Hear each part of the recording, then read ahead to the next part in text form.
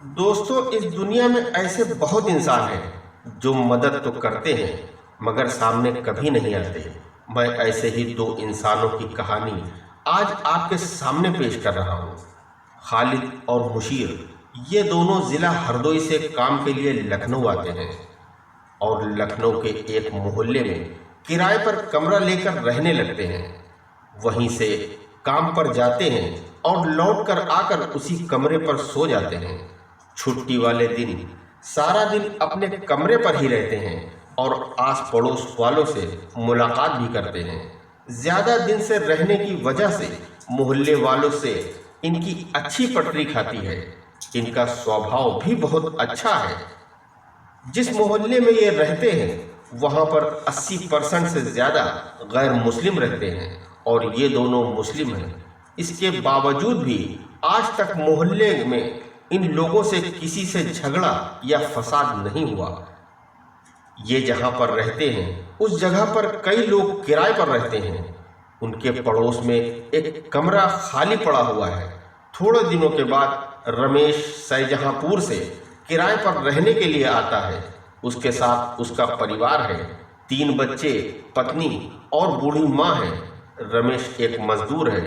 शाहजहांपुर में काम न मिल पाने की वजह से वो लखनऊ किराए पर कमरा लेकर रहने के लिए आता है। वो शाहजहांपुर में किराए पर ही रहता था और अपना परिवार इसीलिए साथ लाया है। खालिद और मुशीर पेशे से कारपेंटर हैं और इनका काम अच्छा चलता है। संडे को छुट्टी के दिन ये दोनों बाहर बैठे हुए थे। तभी रमेश की बेटी आती है और आइसक्रीम वाले को रोक लेती है। वो उससे कहती है, तुम रुको, हम पैसे लेकर आते हैं। और थोड़ी देर के बाद आकर आइसक्रीम वाले से कहती है, भैया मेरे पापा के पास पैसे नहीं हैं। ये बात ये दोनों सुन लेते हैं। ये दोनों वहीं बैठे थे। तभी बच्ची को रोकते हैं और उसको एक आइसक्रीम खिला देते हैं। उसके बाद ये लोग रमेश को आवाज़ देते हैं, कहते हैं आज हमारी छुट्टी का दिन है। ऐसे तो हम लोग दिन भर यहाँ रहते नहीं, रात में आते हैं और सो जाते हैं। किसी से मुलाकात नहीं हो पाती। हम लोग छुट्टी के दिन अपने पड़ोसी और मोहल्ले वालों से मुलाकात करते हैं। आप नए आए हैं इसीलिए आज आपसे मुलाकात करने चले आए। ये दोनों रमेश से उसके घर का हालचाल लेने के लिए चाय की फरमाइश करते हैं। रमेश भी अच्छे स्वभाव का है। वो फौरन बैठाता है और अपनी पत्नी को आवाज लगाकर चाय बनाने को कहता है। रमेश की पत्नी 2 गिलास में पानी लेकर आती है और देकर अंदर चली जाती है। रमेश को तो पता है कि घर में कुछ सामान नहीं है तो चाय कैसे बनेगी। फिर दोनों रमेश से उसके काम के बारे में पूछते हैं। रमेश बताता है कि जो पैसा हम लेकर आए थे वो मकान मालिक को दे दिए और हमारा अभी कहीं काम नहीं लग पा रहा। इसकी वजह से बहुत दिक्कत हो रही है। काफ़ी देर चाय ना आने पर ये लोग समझ जाते हैं कि घर में कुछ मौजूद नहीं है और वहाँ से उठकर रमेश से जाने के लिए कहते हैं। रमेश की बच्ची को 500 रुपये देते हैं और वहाँ से अपने रूम पर चले जाते हैं। थोड़ी देर के बाद ये लोग रमेश को रोड की तरफ जाते देखते हैं तो फौरन उसके पीछे जाते हैं। रमेश दुकान से कुछ सामान खरीदता है और खरीद कर अपने घर वापस आ जाता है। ये लोग उसी दुकान पर जाकर दुकानदार से कहते हैं कि वो आदमी जो पैसे दे गया है वो हम देखना चाहते हैं। दुकानदार जब नोट दिखाता है तो खालिद पहचान जाता है। फिर ये दोनों उसके घर के पूरे हालात समझ जाते हैं और आगे मदद करने की सोच लेते हैं। ये दोनों रमेश को मजदूरों के एक अड्डे का पता बताते हैं। रमेश वहाँ भी जाता है मगर तब भी उसका काम नहीं लगता। वो लोग रोज रात में आकर रमेश का हालचाल पूछते हैं।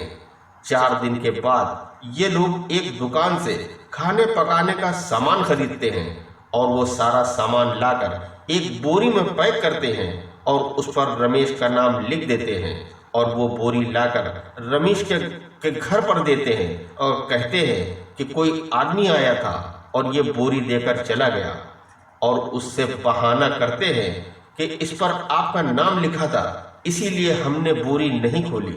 रमेश फौरन बोरी खोलता है तो उसमें खाने पकाने का सारा सामान मौजूद है। रमेश इन लोगों का शुक्रिया अदा करता है, कहता है भाई जो भी दे गया है भगवान उसका भला करे, हमें इस वक्त इन चीज़ों की बहुत ज़रूरत थी क्योंकि हमारे बच्चे बहुत भूखे हैं। रमेश की पत्नी जल्दी जल्दी खाना बनाने लगती है और ये देखकर इन लोगों के दिल में खुशी मिलती है। रमेश इन लोगों से कहता है कि भाई आप भी कुछ खा लीजिए, मगर ये लोग मना कर देते हैं। उसी दिन शाम को खालिद और मुशीर एक जगह बिल्डिंग बन रही है, वहाँ रमेश के काम की बात करते हैं और रमेश को काम पर लगवा देते हैं। और दूसरे दिन से रमेश वहाँ काम पर जाना शुरू कर देता है। धीरे धीरे करके 1 महीना गुजर जाता है। मजदूरी कम होने की वजह से रमेश मकान का किराया नहीं बचा पाता और सारे पैसे खर्च हो जाते हैं। रमेश ये बात इन लोगों को बता देता है। ये लोग रमेश को तसल्ली देते हैं कि ऊपर वाला सब ठीक कर देगा। वहां पर रहने वाले सभी लोगों को पता है कि मकान मालिक किराया लेने कब आता है। सभी लोग अपना पैसा तैयार रखते हैं और जब मकान मालिक आता है तब उसको दे देते हैं। रमेश इस बात से बहुत डरता है कि जब मकान मालिक आएगा तो उसको किराया नहीं मिलेगा तो क्या कहेगा। मकान मालिक जब किराया लेने आता है तो ये लोग उसको रमेश के घर का किराया भी दे देते हैं और उसे मना कर देते हैं कि रमेश से ये मत बताना कि किराया हमने दिया है, और वो रमेश के घर पर किराया लेने नहीं जाता। रमेश जब शाम को आकर अपनी पत्नी से पूछता है कि मकान मालिक आया था, क्या कह रहा था, तो वो बताती है कि मकान मालिक हमारे घर नहीं आया। मकान मालिक से रमेश को पता चलता है कि उसका किराया जमा हो चुका है तो वो बड़ा हैरत में हो जाता है और खुशी खुशी ये खबर खालिद और मुशीर को बताता है तो उन दोनों के चेहरे पर मुस्कुराहट आ जाती है।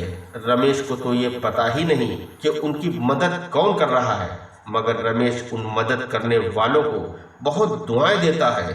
फिर ये दोनों रमेश को अपने साथ काम पर लगा लेते हैं और अच्छा पैसा रमेश को मिलने लगता है। रमेश के भी हालात धीरे धीरे सही होने लगते हैं।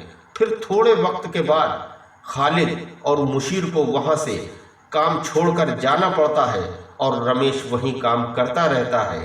एक राशन दुकानदार की वजह से रमेश को पता चल जाता है कि उसकी मदद कौन करता था।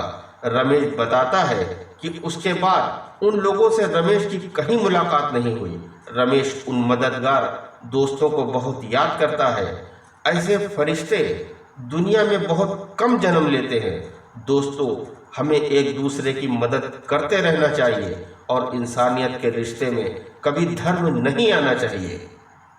इस स्टोरी को लाइक करके चैनल को सब्सक्राइब कर दें ताकि हमारी हर आने वाली स्टोरी आप तक आसानी से पहुंच सके। हमारा और आपका रिश्ता हमेशा यूं ही बना रहे। धन्यवाद।